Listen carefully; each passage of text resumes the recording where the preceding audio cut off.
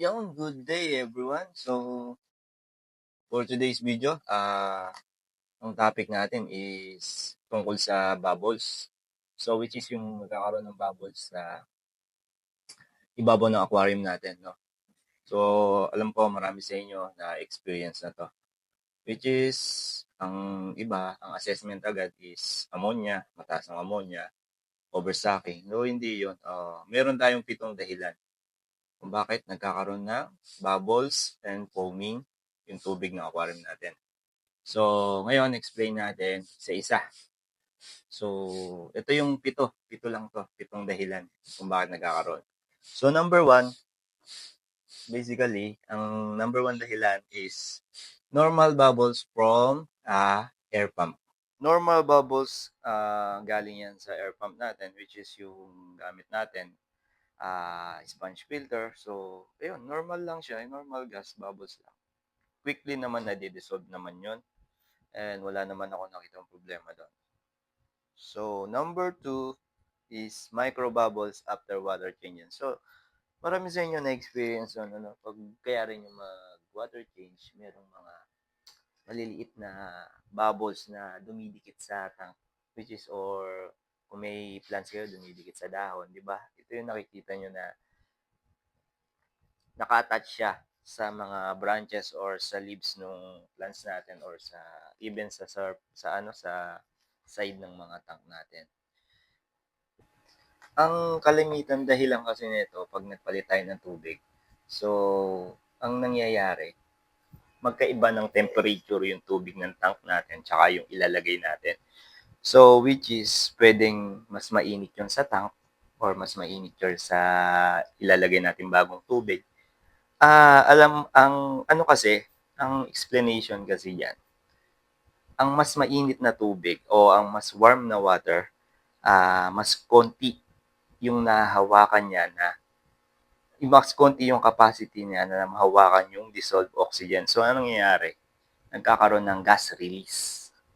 So, nagre-release siya ng gas. Then, mag-attach siya sa kung saan siya pwedeng dumikit, yung mga bubbles. Pero, eventually, mawawala din naman yun pagka nagpantay na yung temperature ng tubig natin. So, ang scenario na to, na-experience natin to during water changes. So, ito, pwede itong makasama sa alaga nating isda kasi hindi yung mismong bubbles yung nakakasama.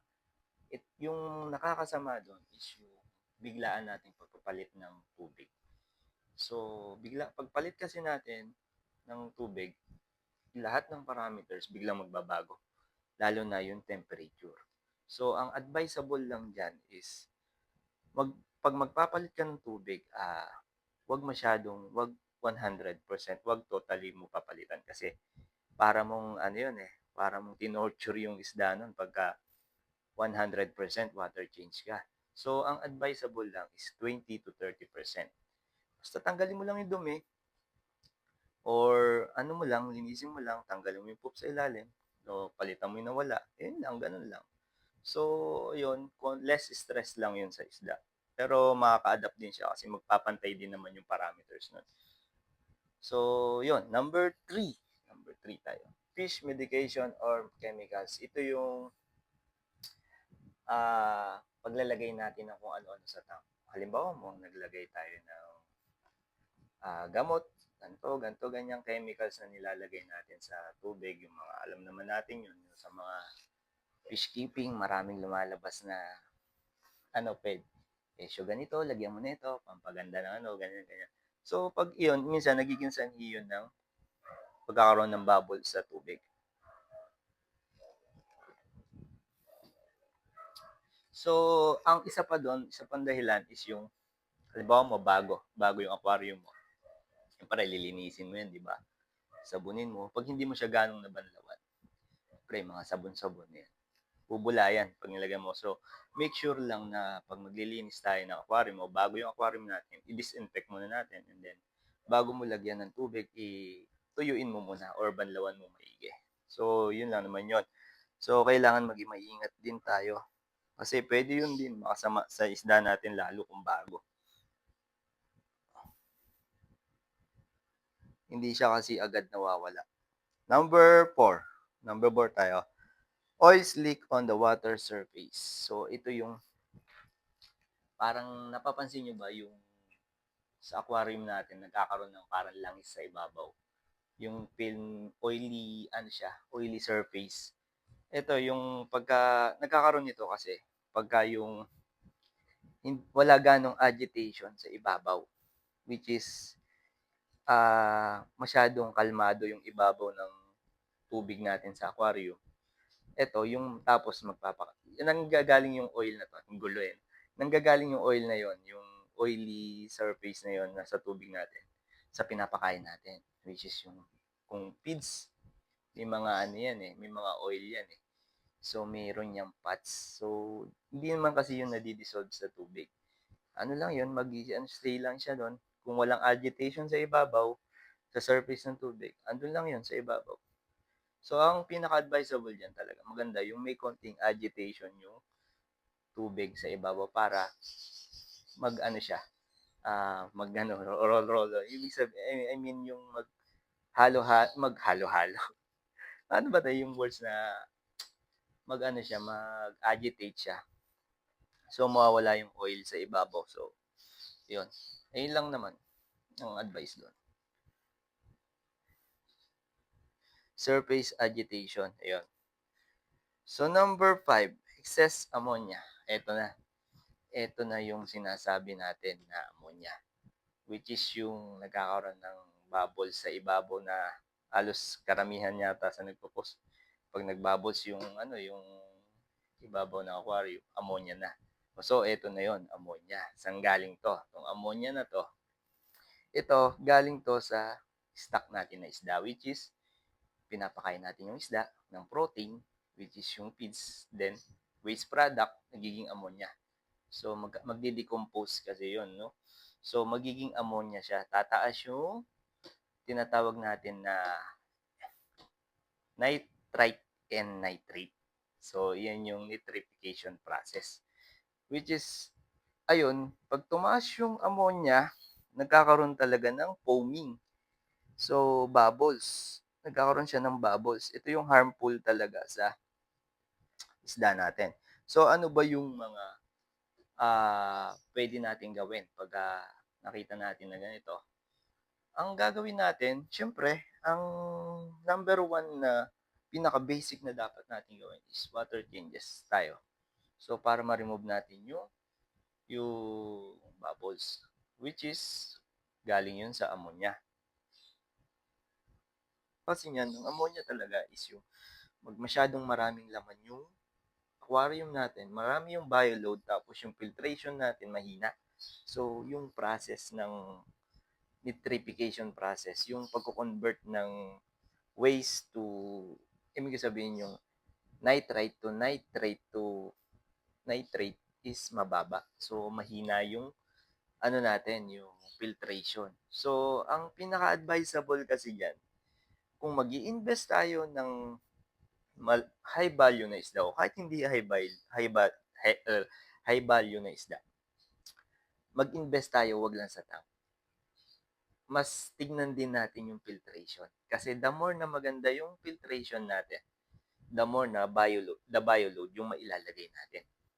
So, tingnan natin, ang aquarium ay simply control system. So, madali siyang i-manage. Hindi katulad dun sa mga pond, malalaking pond, di ba? Mahirap yon kasi hindi natin nakikita yung stock natin. Dito sa aquarium, nakikita natin, nabibilang natin yung laman. So, na ma-manage natin kung ilan yung ipapakain natin, kung gaano kadami. So, tayo din yung magiging sanhi kung bakit magkakaroon ng pagtaas ng ammonia.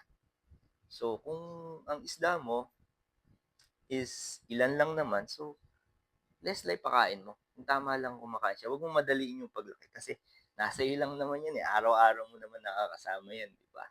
So, hindi mo kailangan madaliin. Magpakain ka ng marami, nung sobra-sobra.